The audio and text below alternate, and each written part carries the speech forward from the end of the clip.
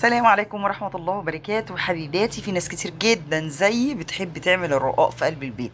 ده تعب يا مرمر، هنشتريه مش عارف ايه ارخص واسهل، وشراء العبد ولا تربيته والكلام ده كله. لا يا ست الكل، الحاجة بتعمليها في البيت خير وبركة ورزق، وطعمها بيبقى احلى كتير، وكمان ضامنة نظافتها. في 10 دقايق هنعمل 8 رقاقات او 9 رقاقات ينفعوا لصينية رقاق محترمة للعيد. كل سنة وانتم طيبين. يلا بينا سوا اقول لكم ازاي تطلعي الرقاق الجميل الناشف ده بطريقه بسيطه وسهله جدا، ومكونات موجوده في قلب البيت. انا عندي هنا كوبايه وربع من الدقيق. انا بشتغل بالكوبايه المعياريه، اشتغلي بالمج العادي مفيش مشكله خالص. هحط نص معلقه صغيره من السكر وربع معلقه صغيره من الملح. هقلبهم كويس جدا، وهبتدي بقى اعجن بميه من الحنفيه عاديه خالص. تمام، هقلب بس الملح والسكر. طب ليه السكر؟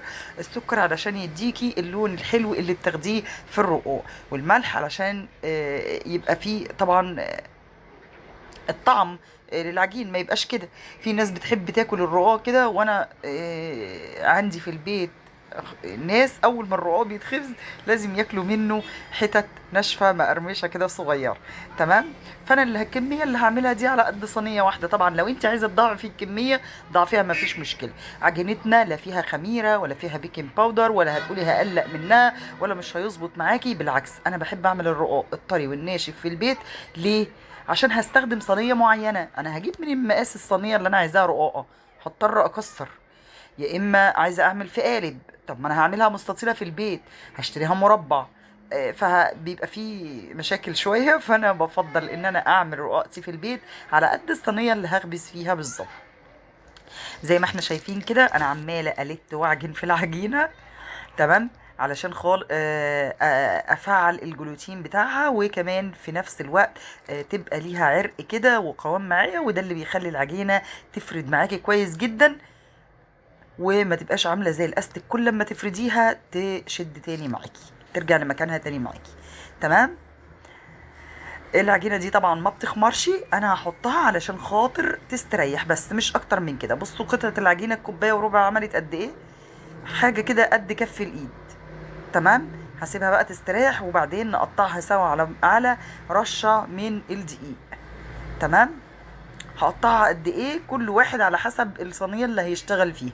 انا هقطعها على قد الليمونه. بصوا يا جماعه العجينه بعد ما استريحت، بصوا بتشد وبتمط معايا ازاي. ده معناها ان فردها هيبقى معاكي كويس جدا، والدنيا هتبقى مظبوطه ما شاء الله. بصوا حجم الليمونه الكبيره بتاعتي. طبعا في ناس عندها ما شاء الله صواني كبيره هتعمل حجم البيضه. كل واحد هيفرد على حسب ما هو عايز.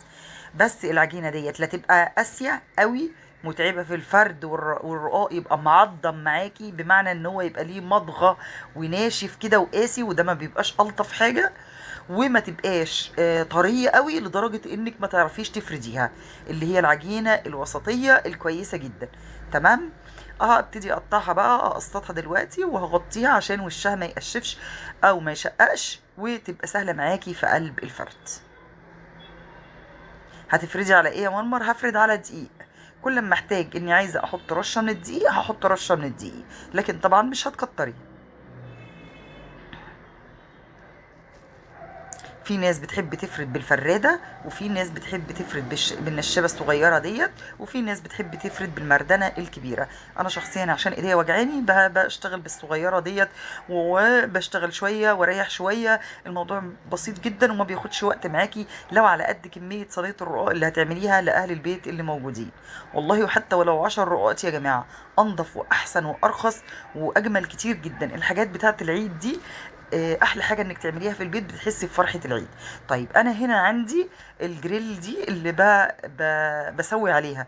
طب لو انت ما عندكيش، عملتها انا قبل كده على ظهر الصينيه الالمنيوم. جبت الصينيه الالمنيوم المدوره العاديه وقلبتها على البوتاجاز واشتغلت على ظهرها. بصوا جمال الرقاق بينفش معانا ازاي ويفتح ازاي. ده معناها ان العجينه بتاعتك ما شاء الله حلوه وجميله. طبعا انا مش عايزه اتك على الجزء المنفوخ ده، والا كلها هتنفخ معايا. ما بياخدش وقت خالص على البوتاجاز، انت بتقلبي شمال ويمين بياخد اللون الجميل ده والتفتيحات البسيطة بتاعته دي، وبيبتدي ينشف. لو انت بقى عايزاه رقاق طري طبعا بنحط له شوية حاجات بسيطة، واول ما بيطلع بنلفه عشان يفضل معاكي طري.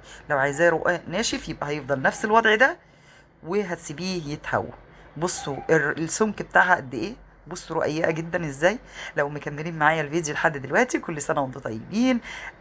اعملي لايك للفيديو عشان يستاهل، واشوفكم بخير في وصفة جديدة من وصفاتي. كانت معاكم مرمر محمد من ميرو في المطبخ، كوين اوف ذا كيتشن.